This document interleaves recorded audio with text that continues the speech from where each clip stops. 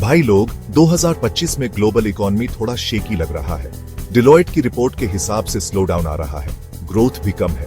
इसके पीछे बहुत सारे रीजंस हैं। इन्फ्लेशन अभी भी टेंशन दे रहा है। बहुत सारे कंट्रीज में इंटरेस्ट रेट्स ज्यादा है। कंज्यूमर स्पेंडिंग कम हो रहा है।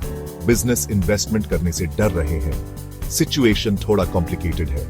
इसमें रिस्क्स भी हैं और अपॉर्चुनिटीज भी। गवर्नमेंट्स और बिजनेसेस को अडेप्ट करना पड़ेगा। चैलेंजेस से निपटने के लिए केयरफुली पॉलिसीज बनानी पड़ेगी। ट्रेड टेंशंस की वजह से और भी अनसर्टेनिटी BRH रही है। यूएस चाइना ट्रेड वॉर अभी भी चल रहा है। ग्लोबल सप्लाई चेन्स डिसरप्ट हो रहे हैं। बिजनेसेस को ज्यादा कॉस्ट और अनसर्टेनिटी फेस करनी पड़ रही है। कंट्रीज ऑल्टरनेटिव सप्लायर्स ढूंढ रहे हैं। इससे ग्लोबल ट्रेड पैटर्न्स चेंज हो रहे हैं।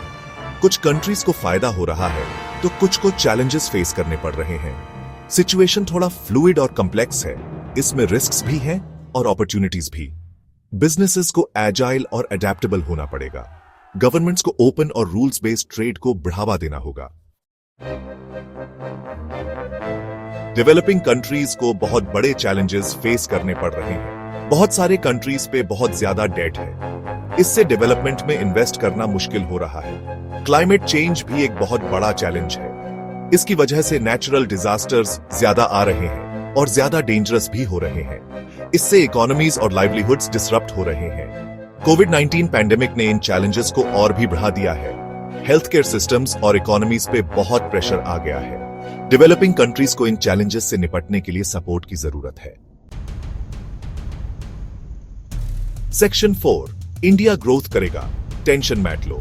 ग्लोबल चैलेंजेस के बावजूद इंडिया की इकोनॉमी ग्रो करेगी, ऐसा प्रोजेक्शन है। IMF का कहना है कि इंडिया सबसे तेजी से ग्रो करने वाली मेजर इकोनॉमी होगी।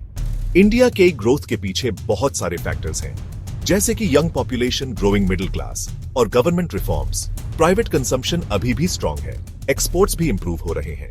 इंडिया में पोटेंशियल है कि वो ग्लोबल इकोनॉमिक पावर हाउस बन जाए।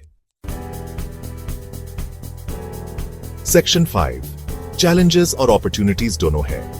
ग्लोबल इकोनॉमिक लैंडस्केप बहुत तेजी से चेंज हो रहा है। इसमें थ्रेट्स भी हैं और अपॉर्चुनिटीज भी। बिजनेसेस और इंडिविजुअल्स को अडेप्टेबल होना पड़ेगा। अनसर्टेनिटी और वॉलेटिलिटी अब नॉर्मल बात हो गई है। जो अडेप्ट कर पाएंगे वो आगे बढ़ेंगे। इनोवेशन और रेजिलियंस सक्सेस के लिए जरूरी होंगे। गवर्नमेंट्स का बहुत इंपॉर्टेंट रोल है। उन्हें स्टेबल और प्रेडिक्टेबल पॉलिसी एनवायरनमेंट प्रोवाइड करना होगा। इससे इन्वेस्टमेंट और ग्रोथ को बढ़ावा मिलेगा।